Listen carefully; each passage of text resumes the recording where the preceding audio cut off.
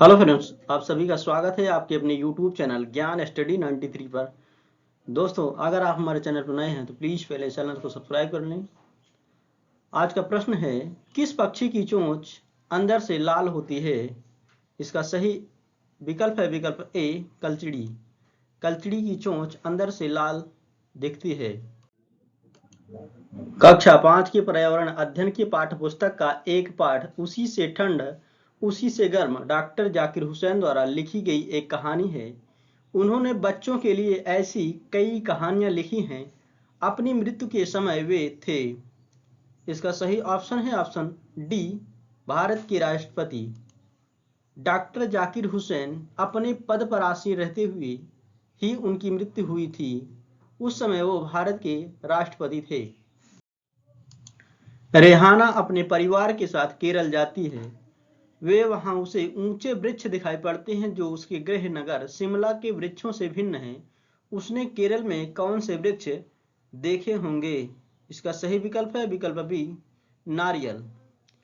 क्योंकि केरल नारियल के लिए प्रसिद्ध है, वहां नारियल के वृक्ष बहुतायत मात्रा में मिलते हैं।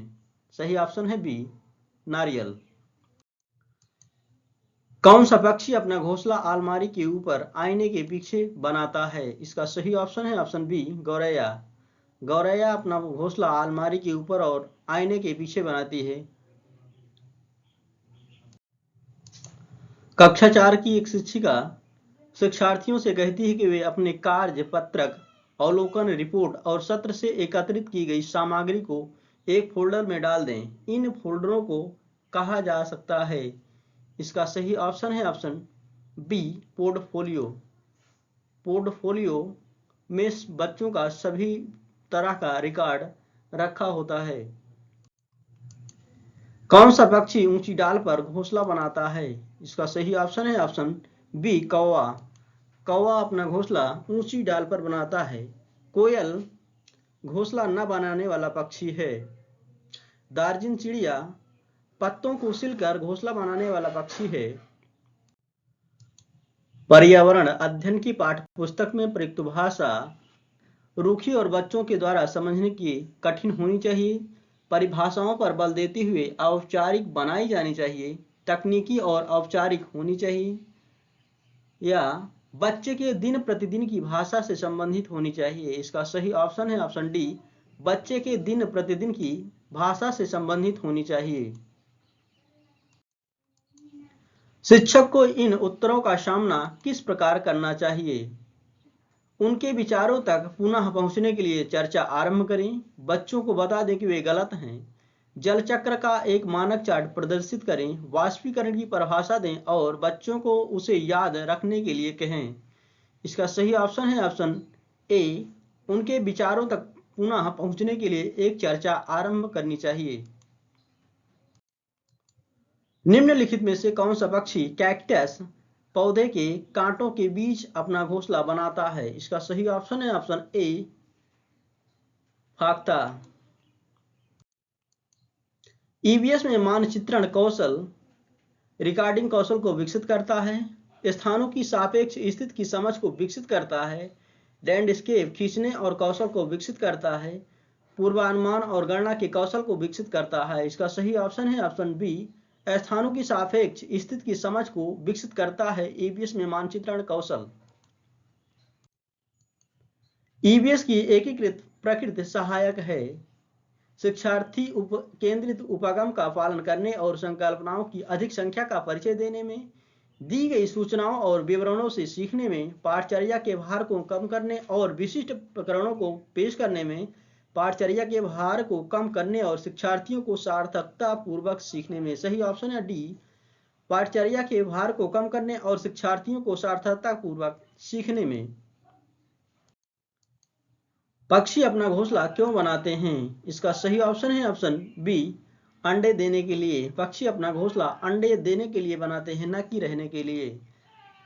अंडे से बच्चे निकल जाने पर पक्षी अपना घोंसला छोड़ देते हैं। हमारे देश का संविधान निम्नलिखित में से किसके नेतृत्व में बनाया गया था? इसका सही ऑप्शन है option A, doctor Bhimrao Ambedkar. के नेतृत्व में हमारे देश का संविधान बनाया गया था।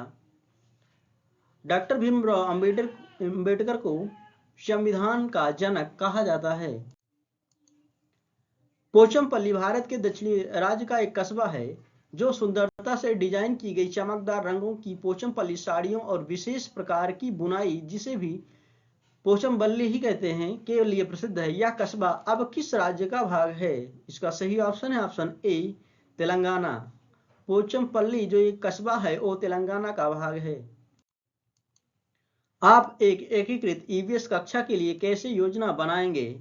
विज्ञान और सामाजिक विज्ञान के लिए अलग अध्यापकों का प्रबंध करेंगे, पर्यावरण विज्ञान के लिए अलग अध्यापक का प्रबंध करेंगे, एक पाठ में 2 या अधिक विषय क्षेत्रों को मिलाएंगे, अलग योजनाओं में सभी विषय को अलग करेंगे। इसका सही ऑप्शन है ऑप्शन सी, एक पाठ में 2 या अधिक विषय क्षेत्रों को मिलाएंगे। स्टेलेक्टाइट एवं स्टेलेग्माइट में नीचे पर होता है। इसका सही ऑप्शन है ऑप्शन ए, सिलिका। निम्न में कौन वायु प्रदूषण का एक उदाहरण है? इसका सही ऑप्शन है ऑप्शन डी, उपरोक्त सभी। धुआं और कुहासा, वाहनों से निकलने वाली गैस, जलती हुई लकड़ी या चारकोल से निकले गैस, उपर्युक्त सभी ये प्रदूषण के उदाहरण हैं। पक्षी एक ही वक्त में 2 अलग अलग चीजों को देख लेते हैं क्योंकि वे अपनी गर्दन को घुमाते रहते हैं। इनके सिर के दोनों तरफ आंखें होती हैं। इनके आंखों की पुतली घूम नहीं सकती है। इनकी आंखें छोटी होती हैं। इसका सही ऑप्शन है ऑप्शन बी, इनके सिर के दोनों तरफ आंखें होती हैं। कौन सा पक्षी अपना घोंसला नहीं बनाता है? इसका सही ऑप्शन है ऑप्शन बी, कोयल। कोयल अपना घोंसला नहीं बनाती है, वह कौवे के घोंसले में अपने अंडे रख देती है। भारत तथा दूसरे देशों में प्रदूषण को रोकने के लिए बनाए गए नियमों का प्रयोग रोकता है।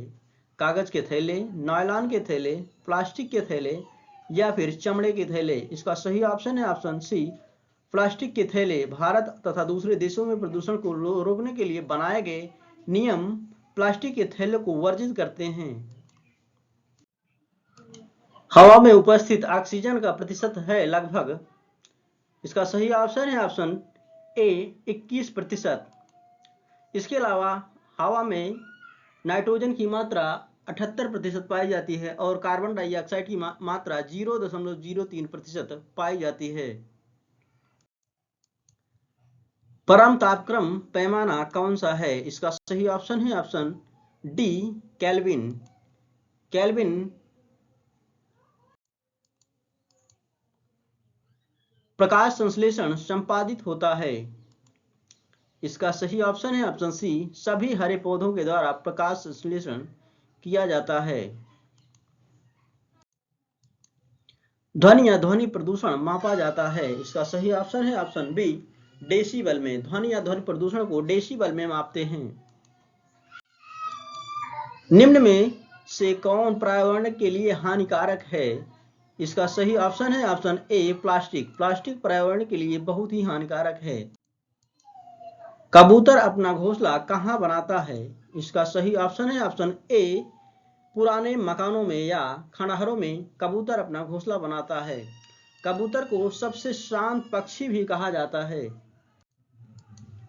अन्य मृत जंतुओं पर निर्वाह करने वाले प्राणी को कहते हैं। इसका सही ऑप्शन है ऑप्शन सी, स्कैवेंजर। अन्य मृत जंतुओं पर निर्वाह करने वाले प्राणी को स्कैवेंजर के नाम से जाना जाता है। सीएनजी का विस्तृत रूप है। इसका सही ऑप्शन है option B, compressed natural gas. CNG का फुल फॉर्म होता है कॉम्प्रेस्ड नेचुरल गैस।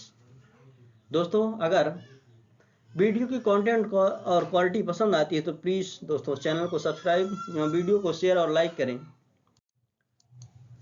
पर्यावरण शिक्षा केंद्र कहाँ स्थित है? इसका सही ऑप्शन है ऑप्शन ए, गुजरात के अहमदाबाद में पर्यावरण शिक्षा केंद्र स्थित है। चिपको आंदोलन किस राज्य से संबंधित है? इसका सही ऑप्शन है ऑप्शन सी, उत्तराखंड। चिपको आंदोलन उत्तराखंड राज्य से संबंधित है।